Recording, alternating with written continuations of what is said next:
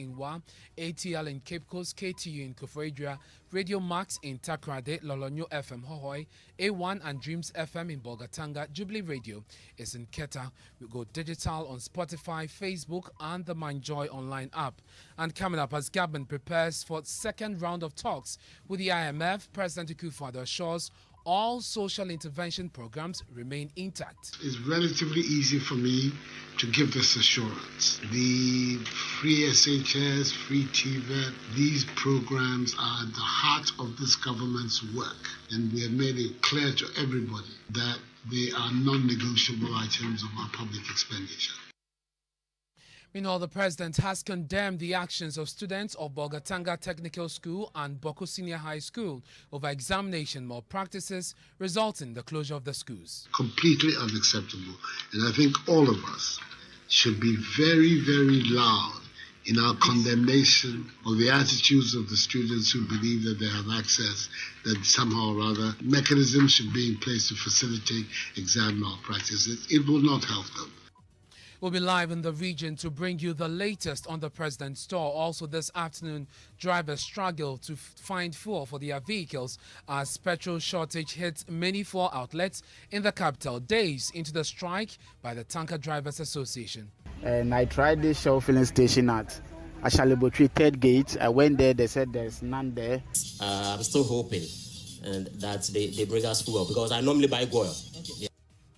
We have more in this package as the drivers call on government to resolve the impasse, saying the situation is affecting their lives. Also, growing calls on Electoral Commission to reconsider its decision to make the Ghana card the only acceptable document for one to get onto the voters' register. The guarantor system is fraught with a lot of irregularities. If we have a system that is considered a best practice, the Ghana card, let's encourage them to go and get it.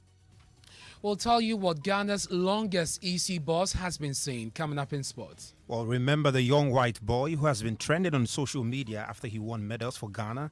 We got him. Thank you. As we say in the north, so thank you very much. God bless you. Trey will horn our Americans, but you never guess. And later here on the Midday News. Organization that I am sure they were not able to organize themselves so well to sustain their efforts on the street. All right, that is a difficult.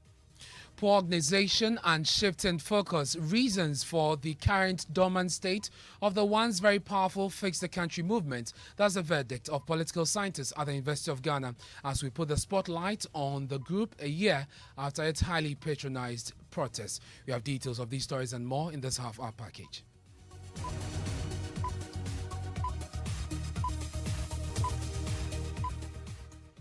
Hello again, thanks for choosing us. This is the home of independent, fearless and credible journalism. I am Ernest. Manu. Let's settle for the details now. President Akufo-Addo says his government will resist any attempt by the International Monetary Fund to review the free senior high school program and other social intervention policies by government ahead of the second round of talks for a support program. Following government's application, there have been calls for a review of the free SHS to address the funding challenges. But President Akufo-Addo, who has started a tour of the Upper East region, says the social intervention programs of his government are non-negotiable. He spoke on GBC's Ura Radio in Bolgatanga. It's relatively easy for me to give this assurance. Okay. The free SHS, free TVET, these programs are at the heart of this government's work over these last 5 years. And we have made it clear to everybody that they are non-negotiable items of our public expenditure. So, and already, I think you heard the statement that the IMF country director made not too long ago, that they cannot see how such an important social intervention can be sacrificed on the altar of a program with them. So, all our minds are going in the same direction, and I'm very, very confident that these programs, especially the free SHS and free TVET program, will emerge from the program with the fund intact. I think that's something that a lot of people are forgetting. When we came into office, we were under an IMF program. Yes. Yes, in 2017 we were. In fact, we did not exit the IMF program until April of 2019. So it's already been accommodated within the thinking of a fund program for Ghana. Well, this IMF program will be the 7th if the ongoing discussions result in a program, but the president says he's optimistic the systems put in place will avoid another program with the International Monetary Fund in the future. But let's stay on education, because the president has condemned the student riot over examination malpractices that forced school authorities to shut down the Bolgatanga Technical Institute and the Boko Secondary School. It's completely unacceptable. Completely unacceptable. And I think all of us should be very, very loud in our condemnation of the attitudes of the students who believe that they have access, that somehow or other mechanisms should be in place to facilitate exam malpractice. It will not help them. It will not help the society. And one of the things that people have always to remember, people who cheat to get their results, you may get away with it today, but somewhere in the educational ladder, you'll be found out. Invariably, the ones who cheated to get their results, when they go further down the system, i.e. tertiary, are found out. Then you have people who came with excellent results, allegedly, from SHS, they get to university and they fail, they can't go any further. It is better, let's have an attitude which says, work hard, prepare hard, work hard, and if you do so, the rewards will be there. There are other issues. I know that the students raise other issues about their preparedness, but these are issues that should be raised before and not after. They should be raised before so that the educational authorities and the students together can find a way to deal with these problems, and not after as a form of justification, as a way of explaining completely unacceptable conduct. That's President Akufo-Addo then. Of course, this IMF intervention will be the 17th and not the 7th. Let's go live to the region now. Albert Sorry is our man on the ground. Albert, the president has also been speaking about threats of terrorism and the need for the people of the region to be on the lookout. Yes, Ernest. He said that the cost of putting the security measures against terrorism are enormous, and so it will take the collaboration of people in the communities to make the work of the security effective. I know you've read of threats and actual attacks by Christian and Muslim miscreants in the West Africa region and other parts of the world. We do not ever want this phenomenon to occur in our country. Whilst the security agents... Nobody, especially the people in this area, we should play with this terrorist menace. It is much better for us to invest such resources as we have in preventing the terrorist menace being implanted in the country than fighting it once it is here. While fighting it once it is here, the cost of that is astronomical in terms of the disruption of social activities. Over 3,000 schools have been closed in Burkina Faso. We need the active cooperation of the population for us to make the security response as effective as possible. And Albert is still with us on the line. Albert, what more will the president be doing in the region? And as the president is currently about to commission a water supply project for the Upper East region. This project is located in Tono and is making use of the Tono irrigation dam.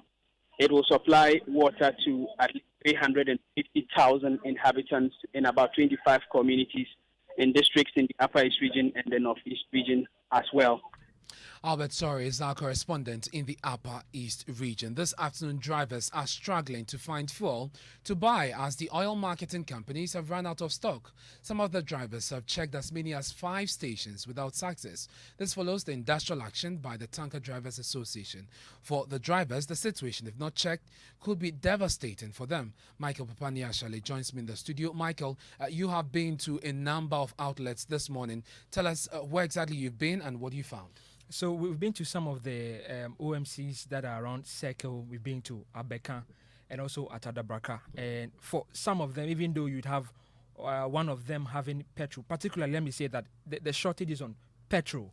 So you find a lot more private vehicles and some commercial vehicles who use petrol, and there's none there available. Some of them in Rome, like you read, 5. I was at 7 of them, and I could not find a single drop of petrol. Early this morning, I wanted to buy fuel actually, I normally buy my fuel at Shell filling station. And I tried this Shell filling station at Ashalibotri 3rd gate. I went there, they said there's none there. I went to the 2nd gate at the Ajingano there too. They said there is none here. I came to Abeka market here, Guel filling station to get some too. The same story I'm hearing. There is no fuel. But how difficult is this for you? I mean, you have to buy that to work, right? Yes, please. And it's going to be a very big challenge to me and today's sales too, because I have to be calculating how I will get the quality fuel too. I don't want to buy any kind of fuel that will destroy the engine. So that's why I'm focusing on either Shell or Goil. For the past 3 days now, I've been here trying to buy fuel. Normally what I do is early in the morning, I fill my tank before starting work. But for the past 3 days, I've been here coming in the morning, in the evening. I don't get some to buy. I don't know the reason why. But I heard that maybe these tankers drivers have problem concerning their payments and those things. So I think, and even today I heard that they've called off the strike. But I'm still hoping that they bring us fuel because I normally buy oil. Okay. Yeah. Let me ask you, how disturbing is this for you? Oh, really? It has really been unbearable because, if you don't get it here, then it means you have to drive through a whole lot of places before you can get a fuel. I only buy oil. That is it, yeah. So those are some frustrated drivers there. But Michael, there's an attempt to get the Tanker Drivers Association to call off the strike. Yeah, so we understand that the MPA together with the ministry and then the drivers themselves are in a crunch meeting, hoping that we'll find some middle grounds and eventually will lead to the calling off the strike. We'll bring you updates once we do. A former chairperson of the Electoral Commission, Dr. Kojo, has advised the EC against using the National Identification Card, popularly known as the Ghana Card, as the sole requirement for voting in the 2024 election. The Commission has submitted a constitutional instrument in Parliament seeking legal backing for its decision. Already, the opposition NDC has registered its displeasure about the move, urging the EC to reconsider this decision. Deputy Chairperson of the EC, Dr. Bosman Asari, argues using the Ghana Card will ensure a credible and smooth registration process. So what the Commission has put out there basically is that if everything goes according to plan, people should just be encouraged to get the Ghana Card. As soon as you get it and the registration has started, then you go to your district office. Why are you not open to other forms of national identity? The Commission strongly believes that we have come of age as a country. We've been in this business since 92, that's almost 30 years. We used to have what we call the guarantor system.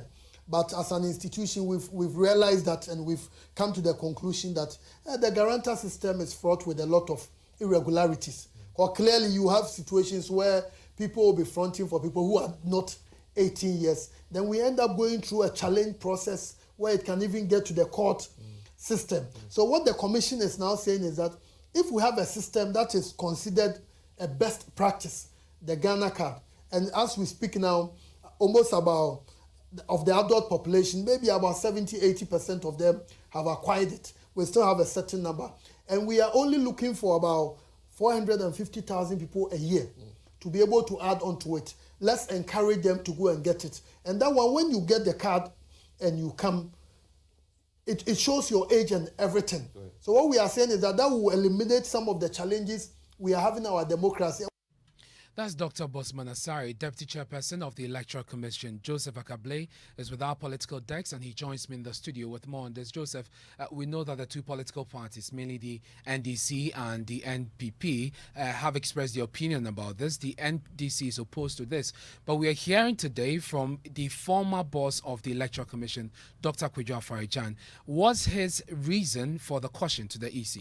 Yes, in a statement to the Daily Graphic, he comments on the matter and he says, quote, Ghanaian citizens don't lose their citizenship if they are 18 years or older but do not have the Ghana card. So the moot question is why make the Ghana card the only means of identification for purpose of establishing eligibility to register to vote, end quote. But you've also been picking the thought of a former deputy EC boss, David Kanka. What's his view on this? He shares a similar concern and argues that the idea of the commission compiling a register is to get as many eligible voters as possible and not have anything impede that process. Using this as a sole document, he points out, could affect this.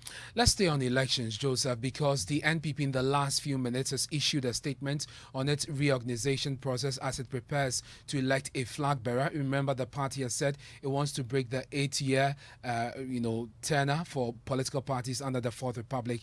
They are warning against certain actions of delegates. Run us through them. In fact, reference is made to a video in circulation which the party says it captures Mr. Bernard Entry Bwesiako, popularly known as Chairman Wontumi. We are told that he's openly endorsed one of the presidential hopefuls. The statement says that they've extended an invitation to him and engage him on the need for officers for the party at all levels to desist from such conduct. It points out that this is contrary to various portions of the party's constitution. Failure to comply with the directive may lead to huge consequences and sanctions against such offending officers, member or prospective aspirant, in line with the grievance procedures stipulated in the Code of Conduct. And so this statement, signed by the General Secretary Justin Kojo Afrempo, warns party officers from engaging in such conduct. Thank you very much, Joseph Akable. Let me take you now to the Ashanti Regional Capital, because this afternoon there's growing fear and anxiety among female students of the Kwame Nkrumah University of Science and Technology after 2 separate suspected rape cases were recorded on the campus. 6 male students allegedly gang raped a first-year student in what was the second incident in just a week. Now, the 6 were remanded by the Asokore Mampon District Court, and the lawyer for the accused person, Richard Edu Dako, has denied the claims leveled against his client. Meanwhile, the University Relations Officer for KNUST, Dr. Daniel Norris Bakwin, says although the university is worried about the claims, these are isolated cases. He's however pleading to the university students to take up their own security. We play our part as a university, but female students should also make sure that they ensure their own safety. You're not supposed to be entering when a male student invites you into a place where you know it's not your hostel. You don't have to be going to those places. Even if you have to go, we have been given education. Get a colleague to go with you if it becomes necessary. But in the meantime, we are stepping up our education. We have security people on campus who are making sure that our students are safe. That's the University Relations Officer for KNUST, Dr. Daniel Norris Bakwin. Let's go on to the line now and speak to Erastus Asaridonko. Erastus, you've been to the campus and you've been interacting with students. What have they been telling you? So we have some of them coming forward to share their own experiences about attempted rape with us. One particular student spoke at length about how she was nearly raped by a student who just bumped into her room on campus. There are others who are pointing to a growing trend where some students accept to sleep with multiple partners. They call it twosome, threesome, and all that. And they say that some do that for monetary gains, some do it for what they describe as fashion over or clothes or material things. And so they believe that, especially the second case, there's an element of that in there. But I'm scared. My movement is not right. Like, I'm not able to move around well, freely, as I'm supposed to, because I'm afraid that maybe they can just catch me somewhere and then rape me.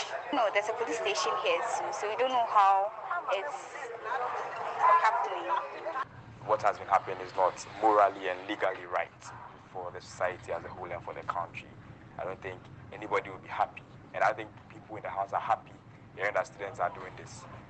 But it is what it is at the point. But you just have to hope the law enforces its, capacity. That I don't know what kind of fantasy is, promoting this mindset. I can't tell about them. But how do you see that? Yeah, the university's authorities are doing their part though, but we should also do our parts. We should advise ourselves on a whole lot, because since you since you are a student at the university level, you should know more better for yourself, because what can I say, here is no man's land.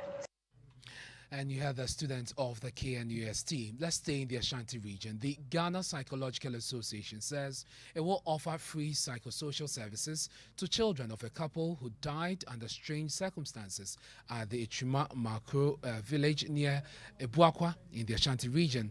The Ghana Psychological Association said it was touched by the plight of the children after monitoring the story on Joy News.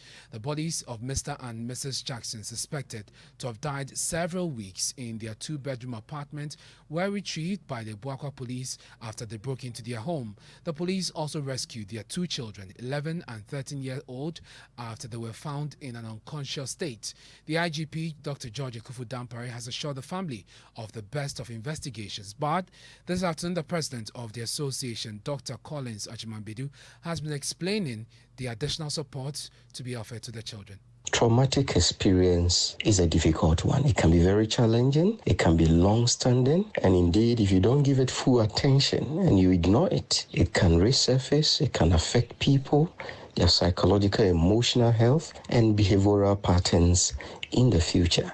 And we wouldn't want these children to go through any of these challenges in the future. So we are very committed to supporting them freely. One important part, as the police begin to investigate this matter, we would have to guide the police in their line of questioning, their manner of questioning, how they question these young ones as part of investigation. Since they are not professionals, if we don't guide them, the way they ask the questions can also trigger more trauma, more or less secondary trauma and what have you.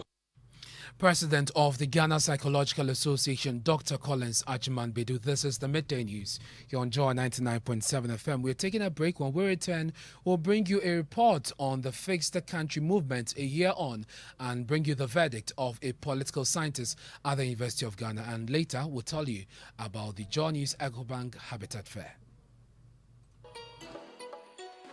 Yama Wakwaba, ba Akwaba Magic Busia, brand new channel, Tia Roba, Emuno Chiao, Ewo DSTV channel 149, and Go TV channel 108. Enianom Akwaba Magic Busia, Eddie Nidia Ghanaian programs mu Baufi, a bit to set the day, to have and to hold, and Yom Senior Cassia, series, and a talk show, Bemuaka TV sets Nichi, Akwaba Magic Busia, Ewo DSTV access to your 50 Ghana cities per, and Go TV value, to your 25 Ghana cities per Ebusia, Akwaba.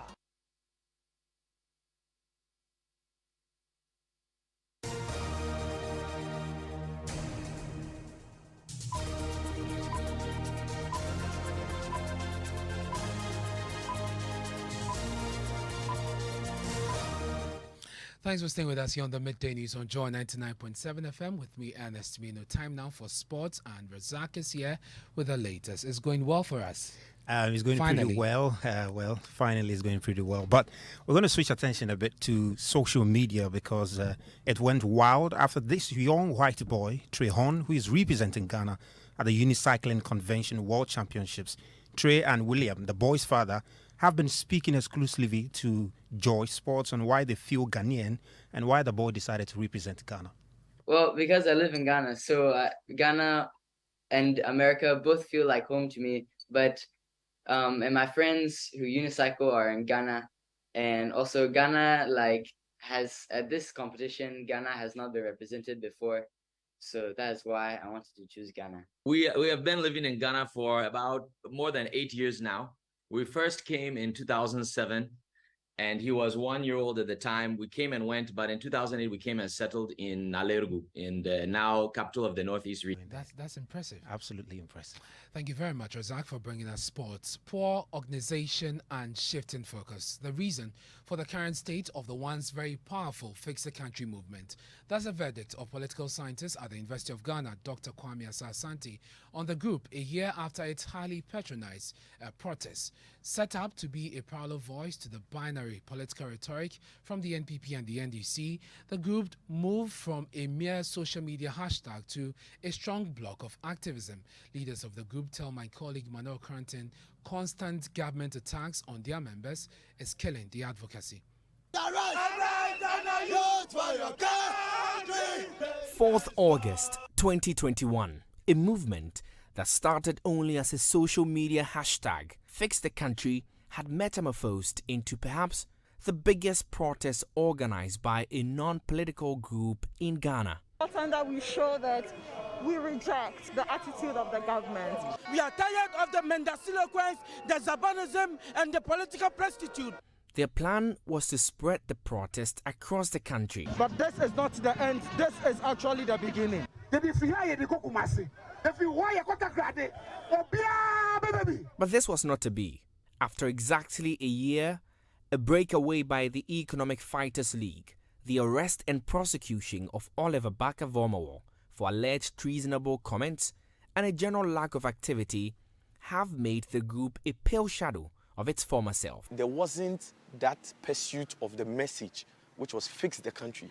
It was just about some people giving themselves some self-importance. That's Chris Atadika.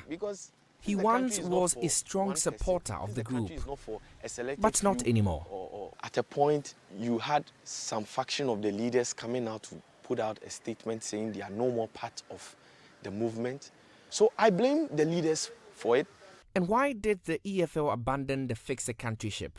I meet fighter Hardy Yakubu for some answers. There were measures, actions, utterances, trying very hard to push the message in a way that clearly was in the benefit of the opposition. This is strongly rejected by Fix the Country. Felicity Nelson is one of the conveners.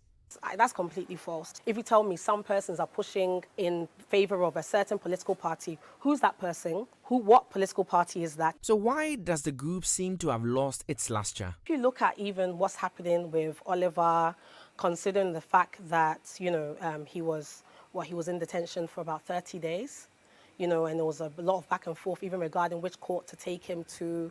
Even when he was arrested, it took like nearly 26 hours before he was allowed to even have access to a lawyer. These are fundamental human rights which were being denied of him. So I definitely think that there's always this urge for government to use the police especially to kind of clamp down on us. I genuinely think that was one of those moments where the state's been waiting. We're just waiting for you to slip up and get you on something, just something. If the state genuinely had a case, why is it that most of the time when they get to the courtroom, the state prosecutor doesn't turn up, they're asking for more time? I think there's definitely people who would not be as active or as vocal because, the reality is that, as Martin Amidou said, when you fight corruption, corruption fights back. And the reality is that for a lot of people, from jobs to contracts to, certain opportunities, if you say the wrong thing about the government, even if you like the wrong post, these are things which can have opportunity. You can miss out on opportunities, lose out on job opportunities, lose out on scholarship opportunities. So yes, there are real life repercussions for speaking up against the government. And what's happening to Oliver is definitely going to make a lot of people feel like maybe I shouldn't be so vocal, maybe I need to take a step back. Manu Cranton filed that report. Political scientist at the University of Ghana, Dr. Kwame Asah-Asante, says the group must improve its organization and reposition its focus if it wants to regain relevance. Organization that I am sure they were not able to organize themselves so well to sustain their efforts on the street. All right, that's difficult. And then the path they chose to be talking about all manner of issues. If you are a pressure group, there is an extent to which you can go if you really want your voice to be heard. You had Dr. Kwame Asah-Asante, political scientist at the University of Ghana. If you're concerned about how your cooking utensils and other appliances are strewn in your kitchen, Super Kitchen, the subsidiary of Superlog Technologies Limited, says the solution lies in its custom-made kitchen, which has a built-in system that can keep all of them out of sight. Let's hear from sales executive of the company, Abigail Berfi, who was speaking at the second clinic of the EcoBank Joy News Habitat Fair, which will actually start today. We have a built-in microwave here. It's optional. You can also have it, but you don't need to have a built-in. Okay. It's very optional. Basically, what we do is we design to suit your taste. Okay. You tell us exactly what you want, and then we go ahead and do exactly what you want for you. Tell us the type of color, the type of design, the type of finishing, the type of. We also recommend that you give us the type of appliances that you're going to use, so that if we have to leave a space for it, we'll go on ahead and leave the space.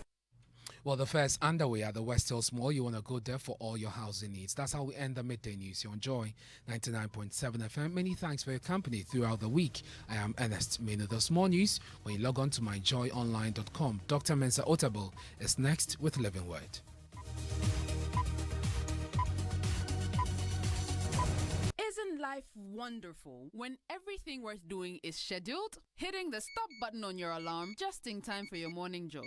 That happy moment listening to your baby's heartbeat at the doctor's office. Or an arranged virtual meeting with that big client.